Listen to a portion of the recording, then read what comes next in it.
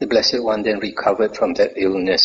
Soon after he had recovered, he came out from his dwelling and sat down in the seat that had been prepared in the shade behind the dwelling. The Venerable Ananda then approached the Blessed One, paid homage to him, sat down to one side and said, "It's splendid, Venerable Sir, that the Blessed One is bearing up. Splendid that he has recovered. But Venerable Sir, when the Blessed One was ill, my body seemed as if it were drugged. I had become disoriented. The teachings were not clear to me. Nevertheless, I had this much consolation, that the Blessed One would not attain final Nibbana without having made some pronouncement concerning the Bhikkhu Sangha." And the Buddha said, "What does the Bhikkhu Sangha now expect from me, Ananda? I have taught the Dhamma, Ananda, without making a distinction between inside and outside. The Tathagata has no close fist of a teacher in regard to the teachings. If, Ananda, anyone thinks I will take charge of the Bhikkhu Sangha, or the Bhikkhu Sangha is under my direction, it is he who should make some pronouncement concerning the Bhikkhu Sangha. But, Ananda, it does not occur to the Tathagata, I will take charge of the Bhikkhu Sangha, or the Bhikkhu Sangha is under my direction. So why should the Tathagata make some pronouncement concerning the Bhikkhu Sangha? Now I am old, Ananda, aged, burdened with years, advanced in life, come to the last stage. My age is now turning 80. Just as an old cart keeps going by a combination of straps, so it seems the body of the Tathagata keeps going by a combination of straps." Stop here for a moment. So here the Buddha says, I have taught the Dhamma without making a distinction between inside and outside. Maybe it means like we Chinese we say, Lai ka gua la, Lai sun gua sun, Loi sin, Ngoi sin. So like there's no special inside clique of disciples and outside disciples. He treats them all the same.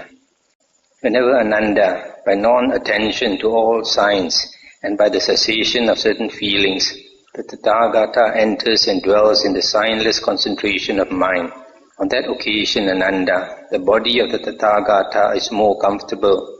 Therefore, Ananda, dwell with yourselves as your own island, yourselves as your own refuge, with no other refuge. Dwell with the Dhamma as your island, with the Dhamma as your refuge, with no other refuge. Stop here for a moment. So the Buddha says that when the body gives him a lot of pain, then he enters into this samadhi where the feelings cease and dwells in the signless concentration of mind. It's a very high samadhi, a very high state of meditation. So here the Buddha says, dwell with yourself as your own island. But I think the Pali text society is, therefore Ananda, be a lamb unto yourselves, be a refuge unto yourselves with no other refuge.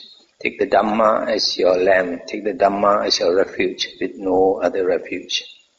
And how Ananda does a monk dwell with himself as his own island, with himself as his own refuge, with no other refuge, with the Dhamma as his island, with the Dhamma as his refuge, with no other refuge.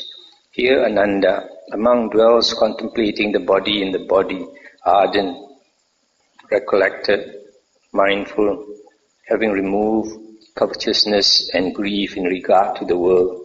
He dwells contemplating feelings in feelings, mind in mind, Dhamma in Dhamma, ardent, recollected, mindful, having removed covetousness and grief in regard to the world.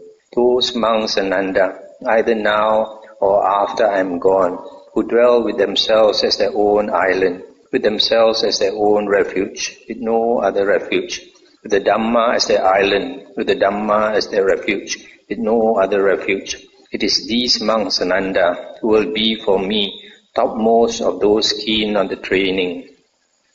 That's the end of the sutta. So you see, the Buddha was almost going to pass away. But he resolved to live on, then he continued to live on. In some other sutta, the Buddha also said that if we also experience that state where we feel that life is coming to an end. If possible, we should cling to life. Because the Buddha says this human body is hard to come by. And this human body, only in this human body we can really practice the Dhamma.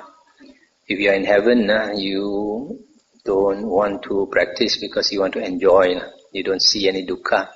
And if you are in the woeful planes, even you want to practice, also cannot practice. So it's only in this human life. So the Buddha says we should cling on to life and make the best use of our time. A lot of us, we tend to waste our time. We think that either we think we'd have a lot of time, or most likely a lot of people never think whether they have time or no time. They're so busy, caught up with all the worldly affairs, trying to enjoy, that they never give it a thought. It's like some people, they're not just in religion, they say they are free thinkers. They're not really free thinkers, they are non-thinkers. So, people, we waste our time. If we only know how many years we have left, we won't really waste our time. So the Buddha says that we should be a lamb unto ourselves, be a refuge unto ourselves with no other refuge. And we should take the Dhamma as our lamb, the Dhamma as our refuge and no other refuge. In other words, we should depend on our own efforts and on the Buddha's teachings. I always say that the Buddha's teachings is complete and perfect. There's no need to look for any other teacher. Everything that you want to know about the holy path is all in the 4 Nikayas, plus the 6 books of the Khuddaka Nikaya. Only thing is, if you're not sure on some of the explanation, you can look for Kalyana Mita, a spiritual friend, spiritual guide to guide you. But the main teacher is the Buddha's words in the Nikayas.